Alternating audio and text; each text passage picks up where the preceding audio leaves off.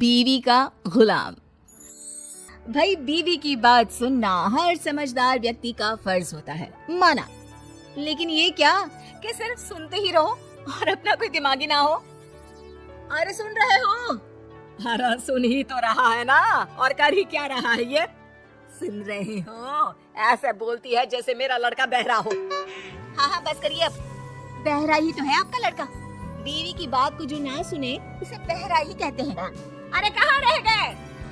सामने से दिनेश हरे रंग की कमीज के साथ पीले रंग की पैंट पहनकर खड़ा होता है। देखो, जरा देखो खुद को।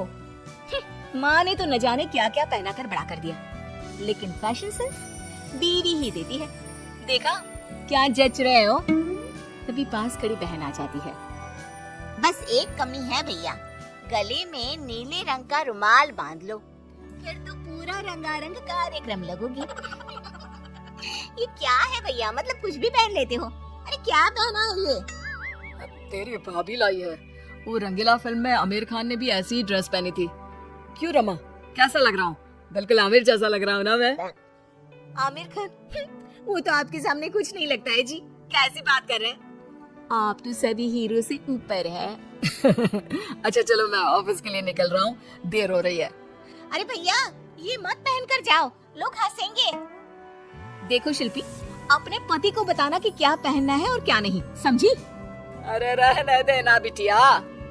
पर माँ भाई तो मेरा है ना, तो मैं। अरे रहने देना, जब तेरे भाई को ही कोई फिक्र नहीं है तो तू क्यों चिंता कर रही है उसकी? दिनेश दफ्तर जाता है, जहाँ रास्ते से लेकर ऑफिस तक सब उसे घूरते हैं और मन ही मन हंसते हैं। क्या बात है, ऐसे तो कोई मुझे देखता भी नहीं था। आज देखो कैसे सभी घूर रहे हैं। तभी दिनेश के दफ्तर में काम करने वाली श्रद्धा आ जाती है। क्या बात है दिनेश जी, लग रहा है जैसे कोई हीरो ऑफिस में आ गया हो। अच्छा, मतलब आपको भी पसंद आया? कल से ना मैं ऐसे ही ऑड कॉम्बिनेशंस पहन कर आऊंगा। आपको तो पता ही है कि मेरी नई नई शादी हुई है। तभी दूसरा बोल पड़ता है। ओहो, मतलब पसंद भाभी जी की है। वैसे दिनेश जी, बीवी की इतनी भी बात नहीं माननी चाहिए। जलन हो रही है आपको? श्रद्धा जी ने मेरी तारीफ कर दी तो है? कोई बात नहीं, जलिए जलिए। पति घर आता है, जहाँ बीवी उसका इंतजार कर रही होती है। कैसा रहा आज ऑफिस में? बस मिल गई थी ना वक्त से? अरे आज तो कमाल ही हो गया। अरे दूर से ही बॉस मुझे देख कर रुक गई। मैंने तो हाथ भी नहीं दिया था, और फिर क्या, सभी मुझे देख रहे थे। मैं तो आज ऐसा फील कर रहा था जैसे कोई हीरो। देखा, मेरे कहने पर चलोगे तो राज करोगे पूरी दुनिया में। बेटा खाना लग गया है, चल कपड़े चेंज करके आ जा। लेकिन माँ जी, हम लोगों ने रात का खाना छोड़ दिया है। वो क्या है ना, डॉक्टर भी कहते हैं कि रात को हल्का खाना चाहिए। अरे तो बता देती ना पहले ही, मैंने सबका खाना बनाया है। भाई तू तो खा ले, सब साथ में अब तक खाना खाते आए हैं ना। हाँ ठीक है, मैं कपड़े बदल कर आ रहा हूँ। वैसे माँ मुझे बहुत भूख लग रही है। दिनेश वहाँ से कमरे में चला जाता है, जहाँ उसके पीछे पीछे पहुँच जाती है रमा। ये क्या है जी? जब मैंने कह दिया कि हम लोग रात का खाना नहीं खाएंगे तो क्या जरूरत थी हाँ कहने की? हाँ, आ रहा हूँ। अरे रमा, सारा दिन काम करके इतने दूर से घर आता हूँ, खाना नहीं खाऊंगा तो बीमार हो जाऊंगा। अरे चक्कर आएंगे, मर जाऊंगा मैं। कर लो बकवास। आपको पता है ना, मैंने फैशन डिजाइनिंग के साथ डाइटिशियन और फूड टेक्नोलॉजी का भी कोर्स किया था। अरे क्या बात है यार, तुम तो सच में बहुत टैलेंटेड हो। मेरी तो लॉटरी लग गई इतनी टैलेंटेड लड़की से शादी करके। हाँ, लेकिन उसकी मानोगे तब ना। अरे रात का खाना पेट में रह जाता है, वो पचता नहीं है, इसलिए रात में खाना नहीं खाना चाहिए। अच्छा, तो मैं मना कर देता हूँ। बात तो सही है, रात को तो बस सोना ही है। मैं अभी माँ को मना करके आता हूँ। दिनेश बाहर जाता है और माँ से खाने को मना कर देता है।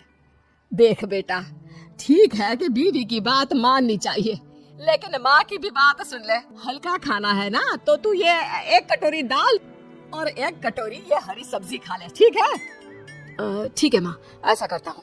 वैसे भूख तो लगी रही है, पर माँ बताना नहीं, रमा को बुरा लग जाएगा। बस एक शर्त कि तुम रोज ऐसे ही खा कर जाओगे। अच्छा ठीक है, मैं रोज ना सिर्फ दाल और सब्जी खाऊंगा। दिनेश खाकर कमरे में जाता है, जहाँ रमा इधर उधर घूम रही होती है। अरे क्या हो गया मेरी डॉक्टर साहिबा को? कुछ नहीं, बस वॉक कर रही थी। रमा को भूख लग रही होती है, लेकिन वो करे क्या? कैसे कहे कि चलो दिनेश खाना खा लेते हैं। वहीं दिनेश मन ही मन माँ और बहन का शुक्रिया अदा करता है। दोनों सो जाते हैं, लेकिन आधी रात को हाय क्या करूं, भूख के मारे नींद ही नहीं आ रही। चलकर देखती हूँ क्या क्या रखा है। रमा किचन में जाती है, लेकिन बाहर ताला लगा होता है। हे भगवान, किचन में ताला कौन लगाता है? पानी पीकर ही सो जाती हूँ। अगले रोज जब सब नाश्ते के लिए बैठे होते हैं तो रमा, पूड़ी, एक और पूड़ी। भाभी इतना भी तला नहीं खाना चाहिए, आप तो डाइटिशियन है ना। हाँ रमा, मैंने भी मेरी सहेली मैगजीन में पढ़ा था कि ज्यादा तला खाने से फेस पर पिंपल्स निकल आते हैं। अरे बस बहू, अब नहीं, 2 से ज्यादा बिल्कुल भी नहीं। अरे कल को तेरा फेस पिंपल से भर गया तो मैं कहाँ इलाज करवाऊंगी। रमा जैसे तैसे आधा पेट खाना खाकर कमरे में चली जाती है और फिर होती है रात। ला जल्दी से दाल और सब्जी दे दे।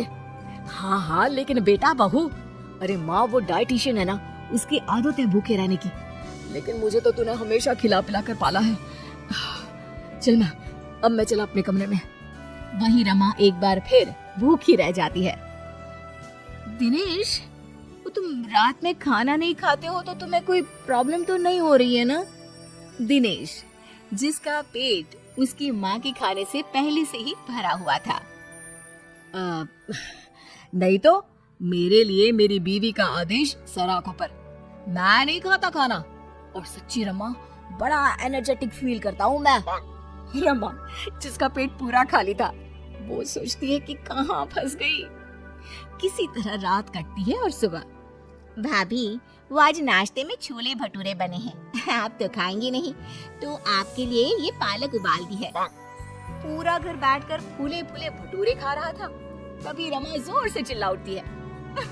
नहीं हूँ मैं कोई डाइटिशियन, मुझे भूख लगी है, प्लीज मुझे भी भटूरे दे दो। मतलब तुमने डाइटिशियन का कोर्स नहीं किया है? नहीं, वो तो मैं बस तुम्हें इम्प्रेस करने के लिए। मुझे भूख लगी है। देख रमा, आज से ना अब ज्यादा होशियार बनना नहीं, समझी? माना बहू है तू, लेकिन वो मेरा बेटा है, तो आज से तू बहू बनकर रहना। और दिनेश तू, माँ मैं तो तेरा लाडला बेटा हमेशा